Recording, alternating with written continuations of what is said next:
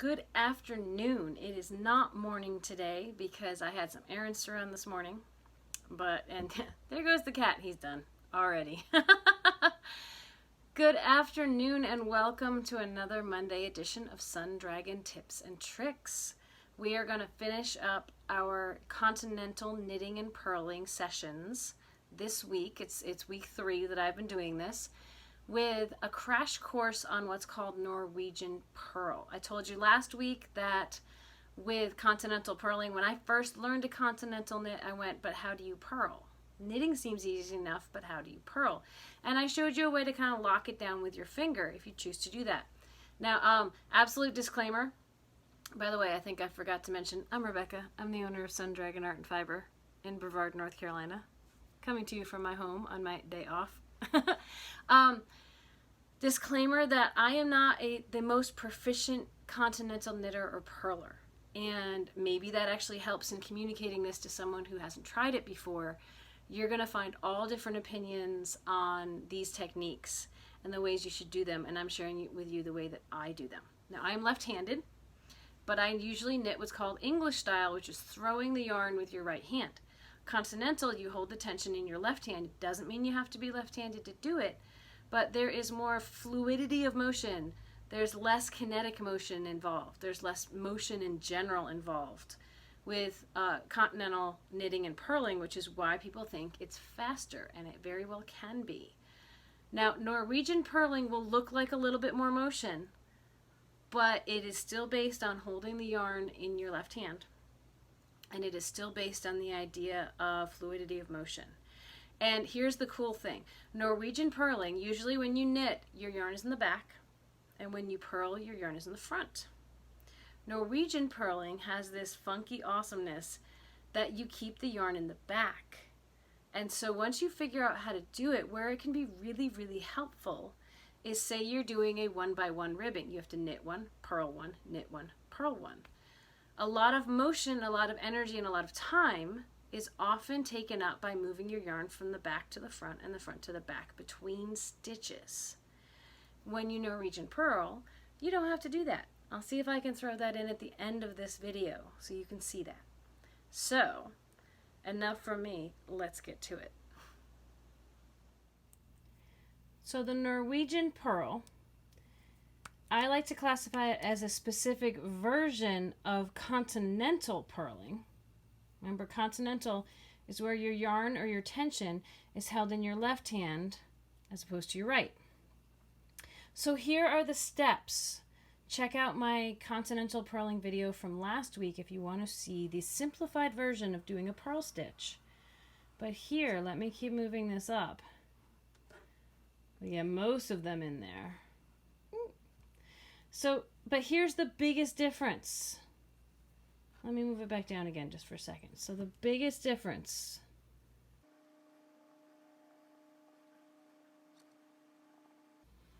The biggest difference from other purl stitches. You keep your yarn in the back of the work. Usually your yarn's in front for a purl stitch and in back for a knit stitch. Keep your yarn in back.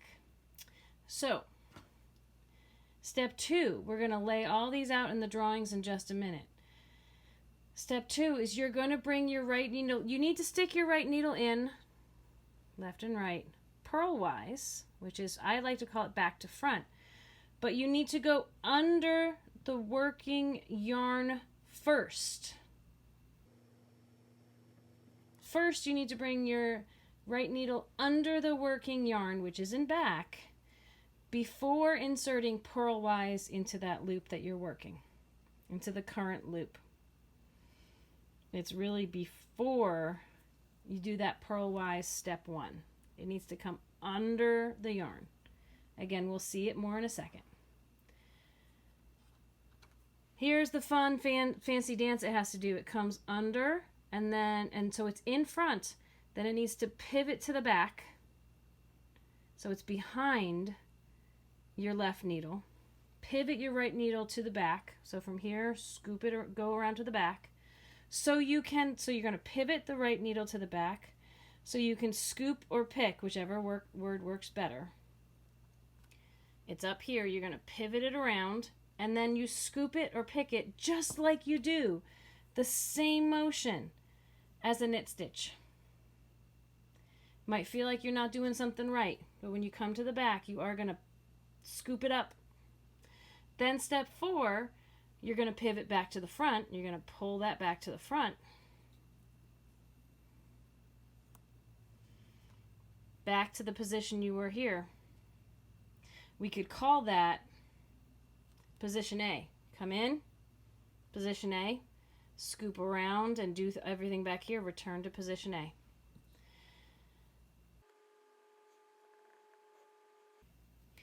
And then just as in a regular purl stitch, you need to duck under and away with the loop that's on your right needle. But with the Norwegian purl, you need to do that duck under away, clearing both the front loop and that yarn strand that you ducked under to begin with. Now, at this point, you might go, what? That is a bunch of gobbledygook. Hang on. We're going to draw it and we're going to do it. So step 6 is the same as with any purl stitch. The loop you've been working on your left needle needs to come off once you're done with it. So let's take a look in pictures to somewhat break down what we're going to do. When we do this with real yarn, we will also take a look at, there's 4 steps. There's coming in, there's getting the yarn wrap. That is the biggest difference with Norwegian purling. So this coming in, wrapping the yarn around, ducking out the way you came in, and sliding off. Sliding the loop off of your left needle. It's that second step that has a whole lot of loop-de-doos in this method. So the same steps that I put over on the other side, which now we can't really see, but I'll remind you of them. Step 1 is keep your working yarn in back. So let's color code this like I always like to. Let's start off with the stitches that you have completed in this. The ones that are done are going to be orange. In previous videos, I've had the working yarn be purple. So let's keep that. So the yarn, while it's attached to a stitch in the front, we're keeping it behind, especially since the yarn's being held off to the left, we're keeping it behind the left needle. We've got the left needle and the right needle.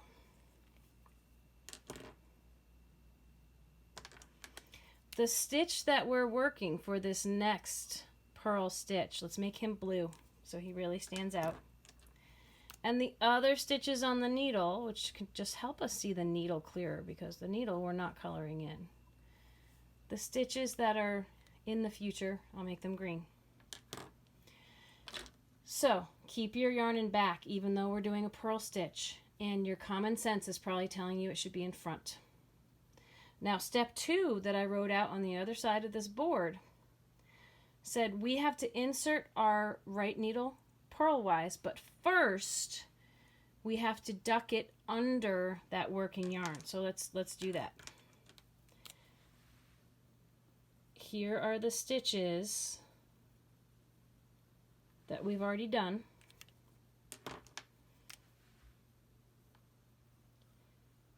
Here's the working yarn. It is still back behind your left needle.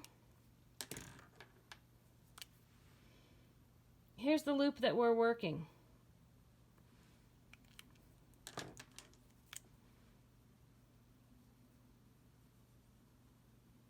What I want you to notice in this picture is the right needle has come under the working yarn, scooped under it before it sticks from back to front through that blue loop that we're working.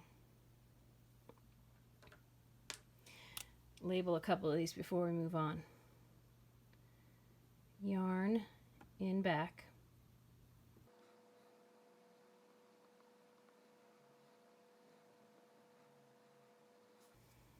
The right needle comes under the working yarn to stick into that loop purlwise. Back to front. All right. Here's where some of that voodoo magic is happening. So here the right needle's in front. You need to pivot it around. When you pivot it around, things are going to get a little tight. But let's break down what's happening in this picture.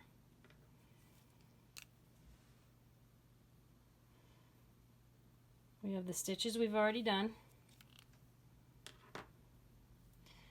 We have the loop that we're working. When you twist it around to do what you need to do, it is going to look a little funky. It's going to get pulled in a fun direction. And guess what? Since you came under that working yarn, the working yarn is here and also back here. You'll see the motion in the next part of the video really well.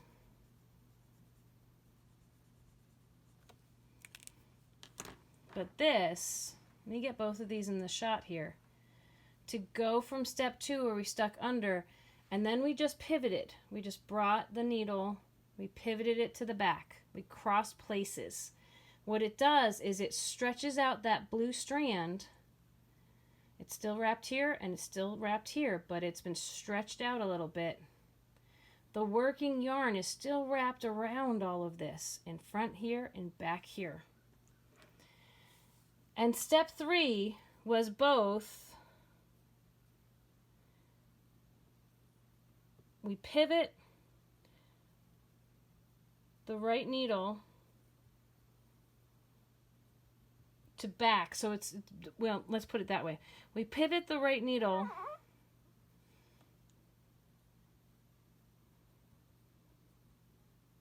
behind the left needle.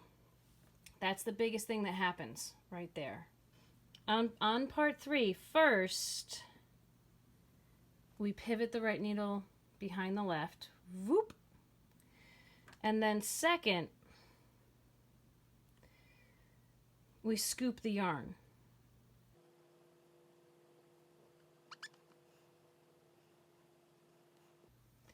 And the motion here is to go behind and scoop up.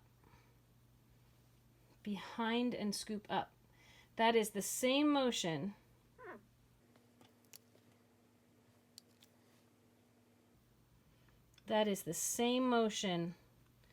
as a knit stitch. Even though we're doing a purl stitch, same motion.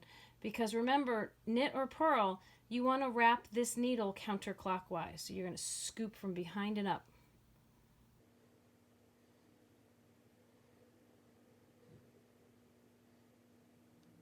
Scoop from behind and up.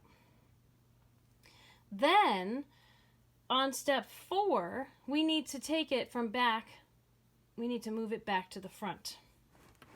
Here is what that is going to look like. So we're moving from scooping back here to drawing that back to the front. So we pivot,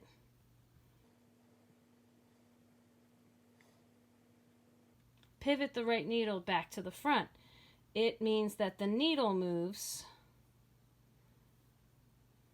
from where it was in the back to the front.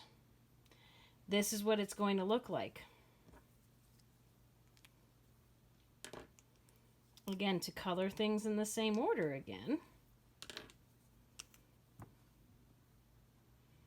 Here are the stitches we've already completed. They're still just hanging out there.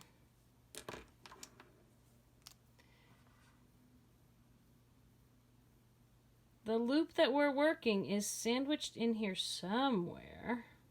It's right in there. The rest of what you see in this picture is the working yarn. We have pulled it. Majority of it is still in the back. It does a fun twisty thing when you pull it back to the front. Don't be afraid of that. It will write itself out. Trust the process.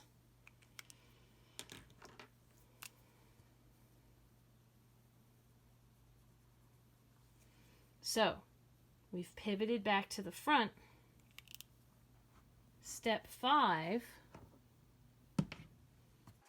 is to take what we've pivoted to the front, duck it under and away. You are releasing it. You're taking the yarn that's been wrapped around and you're ducking it back out the way you came in. Although at this point we might have lost track of how we came in, but trust me, duck it under and away, under this blue strand and away. So we're going to say here, duck right needle under all and away. We're taking this needle here, ducking it back through this hole, out and away under everything.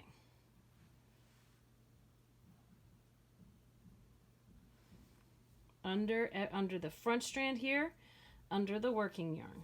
So here's what it'll look like, and here's how I'd like to color code it. We've lost track of some of those stitches because I ran out of room on my board. Here's that stitch that's already done.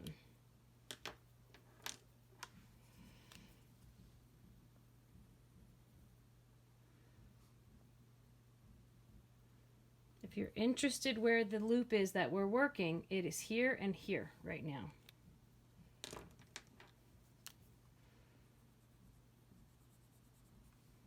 We have the stitches we're not going to mess with yet.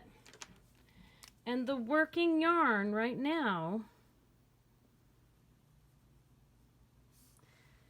is creating the new stitch.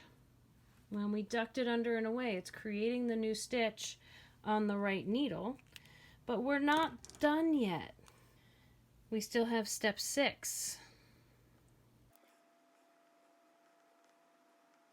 Release the blue loop from the left needle.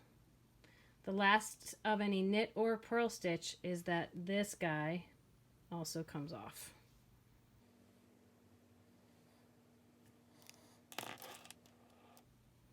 So let's review before we move on. Let's review. Keep your yarn in the back. Come under the working yarn to stick your needle in purlwise. Pivot your needle to the back so you can scoop. Pivot that needle back to the front. Position A, duck under and away, and slide the loop you've been working off.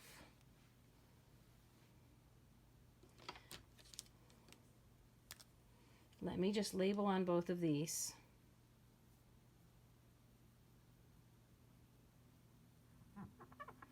I'm going to slide this over.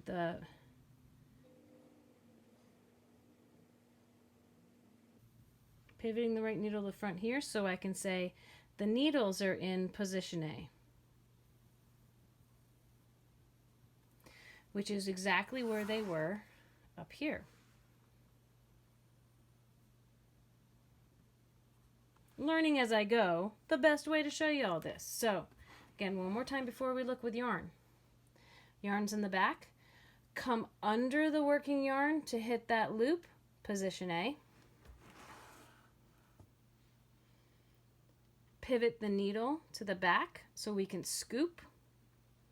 Pivot back to position A. Duck under and away.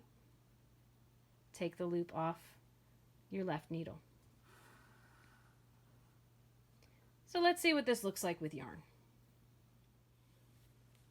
First, I'd like to remind everybody of the Continental knit stitch, of which that step 2 of wrapping your yarn is similar on both Continental knitting and Norwegian purling. So we go in front to back, scoop, that's step 2, from behind, pull it back under, that's step 3, and slide off. Here the needle is above the yarn on a knit stitch. Scoop.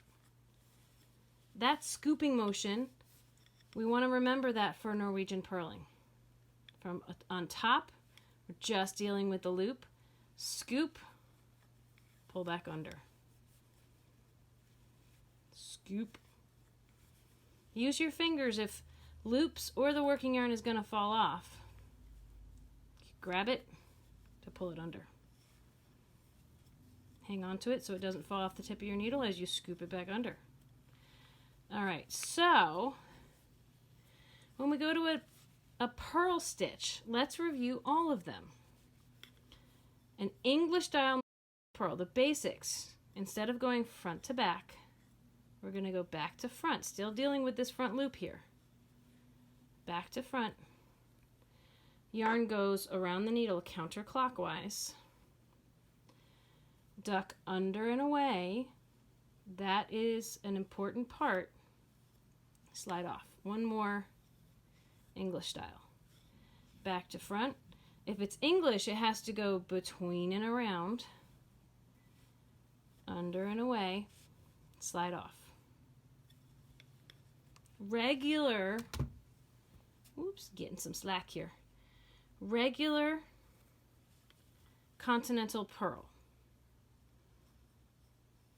We're still coming under that working yarn. That's an important thing, unless you're holding it out of the way. It's an important thing to notice. Put the yarns in the front on a regular one. Back to front, same as the English style knitting, but then lock it down. Duck under and away. Gotta love these big needles. Slide off. Again. Regular Continental Purl. Back to front, up and over, and lock down. See, I'm still clumsy with it. Under and away, slide off. Let's try Norwegian. So, yarn in the back. Here's like my first picture. Yarn is in the back. But I'm not going to come in over my yarn to do a purl stitch. I have to come under my yarn. So scoop from under to push in to do your purl stitch. That's step 2. Here's position A. Step 3 is pivot and trade places. So you can scoop to pivot back to the front, and then you want to come and watch out so it doesn't fall off. See that? You want to scoop under this loop and this. Under and away, under everything to slide off. Let's try that again. 2 of the issues you can have with Norwegian Purl: yanking this stitch off accidentally when we're going back and forward, and the working yarn not staying on this needle. Use your fingers to help you. So again, we have to come from under the yarn to push in purlwise, pivot to change places, scoop from over and under, pivot to change places back to position A, duck under the loop and the yarn, duck under and back through everything, and slide off. Might seem like an awful lot, but if we do it all together, I'm going to do it slow as I talk. Under to push in, pivot to scoop, pivot back to the front to scoop under and away and off. Watch again. I'm going to come under to push in, pivot, scoop, pivot back, under everything and off. Once you get really fast at it, it's pretty cool. It can be very fluid once you're used to it, which again, I don't usually do with the huge needles and huge yarn, but it's all good. So under, stick in purlwise, pivot, scoop, pivot back, under and away, under everything and away. Under to start, so you can push in purlwise, pivot your needles, scoop, pivot back to the front, under and away. And again, remember that scooping is just like a knit stitch, because knit or purl, we want the yarn to go around counterclockwise. The yarn's in the back, under, push in purlwise, keep this guy on, keep your fingers here if you need to, pivot, scoop, pivot back so you can go totally under that loop that you pushed into on the first place. Under, push in, pivot, scoop, pivot back, under and away. Last one, be careful. Hang on to this with your fingers if you need to. Under, push, pivot, scoop, pivot all the way back so you can go under through the center and away. looks all like knit stitches on the front, purl stitches on the back. You can't tell which way I did these stitches on the back. I did some English, I did some regular Continental Purl, and I did some Norwegian Purl. Now here's the cool thing. If we had to do 1x1 ribbing, now normally 1x1 ribbing, let's see English style. We've got a knit with the yarn in the back. We have to set the yarn to the front and then purl, and then set the yarn to the back and then knit, and then set the yarn to the front and then purl. If you get really fast at this, it's not a big deal. But let's take a look if we combine, grabbing some more slack out here, if we combine Continental knitting and Norwegian purling. We come in and scoop and bring it back. Don't have to move the yarn. Come from under, go in purlwise, pivot, scoop, pivot, and duck. Apart from splitting my yarn, that went well. In to knit, under, purl, scoop, in from the front to knit, under, purl, pivot, scoop, pivot, duck, or purl, into knit. See how it's a little more fluid once you're used to it.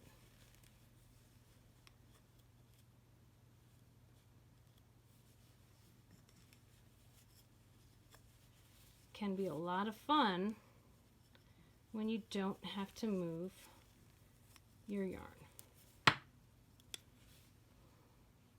1x1 ribbing there. So I hope you enjoyed that video on Norwegian Purl. As I was teaching it, I was kind of streamlining my language about it. So you think about coming under and in purlwise, pivot to the back, scoop under the working yarn, pivot back to the front, and duck under and away through the center of that loop. And kick the loop off, of course. So there's a lot of words there to remember, but I'll see if I can put that in. Come under and purlwise, pivot to the back, scoop, pivot to the front, under and away. Like I said, I really love it for doing when you have ribbing or moss stitch or seed stitch, anything that needs to switch between knit and purl a lot can be kind of fun to do it that way. Don't have to move your yarn quite as much. You do have to get some muscle memory on it, so keep trying, definitely. Let me know if you have questions.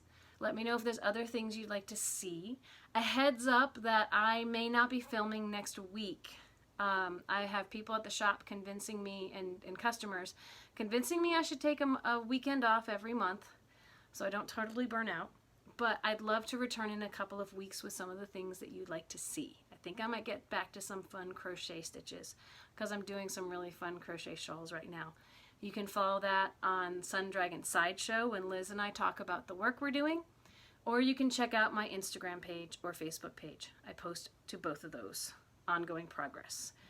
So may your crafting be filled with joy and confidence, and please consider subscribing, at least giving this a thumbs up if you liked it. Share with friends and neighbors who you think could benefit from it, and may we all craft on together. So have a great day.